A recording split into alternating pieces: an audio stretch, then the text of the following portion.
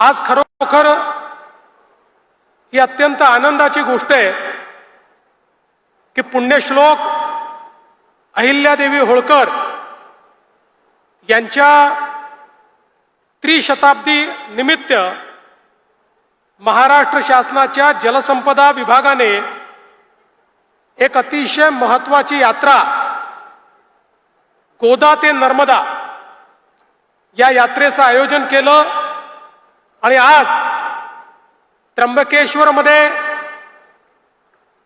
गोदेचं पूजन करून आई गोदावरीला नमन करून आणि त्र्यंबकेश्वरचे राजा त्र्यंबकेश्वर महादेव यांना नतमस्तक होऊन इथनं या यात्रेची सुरुवात होतीये। आणि दुसरीकडे पुण्यश्लोक अहिल्यादेवींच्या गावामध्ये चौंडीमध्ये त्या ठिकाणी यात्रेची दुसरी जी काही तुकडी आहे त्यांनी त्या ठिकाणी सुरुवात केली आहे आणि आता ही यात्रा पुढे माहेश्वर पर्यंत वेगवेगळ्या भागातनं जाणार आहे। खरं म्हणजे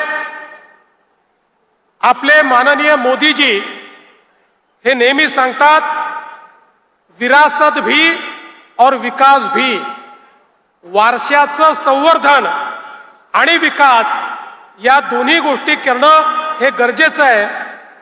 या यात्रेलाही जो काही या ठिकाणी एक प्रकारे दिशा देण्यात आली आहे त्यात अहिल्यादेवींचा विचार, अहिल्यादेवींचा वारसा आणि या विचार आणि वारसाच्या आधारावर पुढच्या काळचा विकास हा आपण कसा करणार आहोत या संदर्भात खरं म्हणजे या यात्रेची रचना करण्यात आली आहे।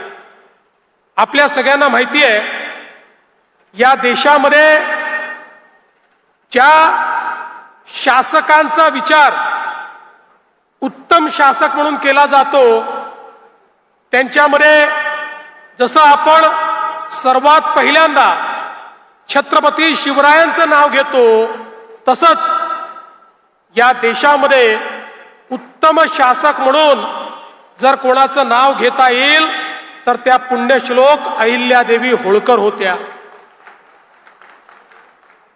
अतिशय कमी वयामध्ये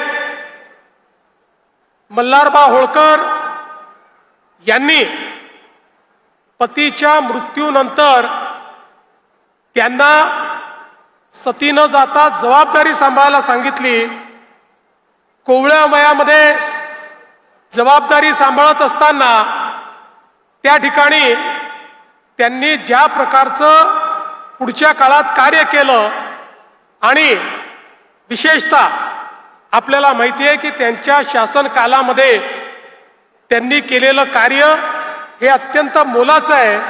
कारण मोगलाच्या आक्रमणातनी आमच्या हिंदू धर्माची जी मानकं होती ते त्र्यंबकेश्वर असो की त्या ठिकाणी सोमनाथ असो, ते रामेश्वर असो की काशी विश्वनाथ असो, प्रत्येक मंदिर तोडण्याचं काम, प्रत्येक आराध्य दैवताला खंडित करण्याचं काम हे मुघलांनी केलं।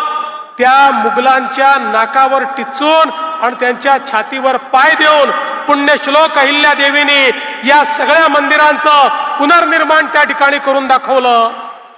आणि एवढंच नाही तर मंदिर असतील, घाट असतील, बारव असतील, या सगळ्याचा निर्माण करताना त्याच्या मागे आध्यात्मिक भाव तर होताच, पण मगाशी जसं युवराजांनी सांगितलं की या ठिकाणी जलसंधारण कुठल्याही भागात दुष्काळ पडू नये या दृष्टीनं त्यांनी केलेलं कार्य, आजही त्यांनी तयार केलेले बारव हे अतिशय उत्तम आणि सुस्थितीत आहे आणि त्याचं संवर्धन करण्याचा निर्णय हा महाराष्ट्र सरकारने घेतलेला आहे। आपल्या नाशिक जिल्ह्यातही त्यांनी तयार केलेल्या विहिरी, बारव हे आपल्याला पाहायला मिळतात, तलाव आपल्याला पाहायला मिळतात। जलसंधारणाच्या क्षेत्रामध्ये पुण्यश्लोक अहिल्यादेवींनी केलेलं कार्य हे अत्यंत महत्त्वपूर्ण आहे। माहेश्वरला नर्मदा नदी प्रदूषित होऊ नये म्हणून नर्मदेचं एक धारा वेगळी काढली आणि सगळ्या नागरिकांना सांगितलं ही तुमच्याकरता धारा आहे, तुम्हाला नित्यकर्म किंवा इतर गोष्टींकरता जे पाणी वापरावं लागतं ते या धारेतनं तुम्ही वापरायचं, मुख्य धारेमध्ये कुठलंही प्रदूषण करू नये अशा पद्धतीचा आदेश हा पुण्यश्लोक अहिल्या मातांनी काढला. आणि म्हणूनच आपल्या नद्यांचं महत्व, गंगा गोदावरीचं महत्व, यमुनेचं नर्मदेचं महत्व जाणणाऱ्या पुण्यश्लोक अहिल्यादेवी होत्या. खरं तर त्यांच्या शासनाबद्दल, प्रशासनाबद्दल अनेक गोष्टी सांगता येतील.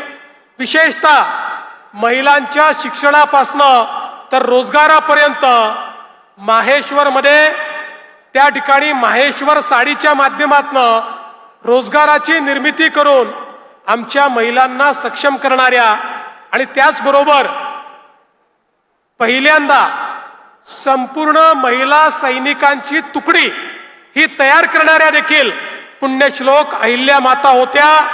आमच्या गरीब वनवासी आदिवासींना मुख्य धारेमध्ये आणणाऱ्या देखील पुण्यश्लोक अहिल्यादेवी होत्या.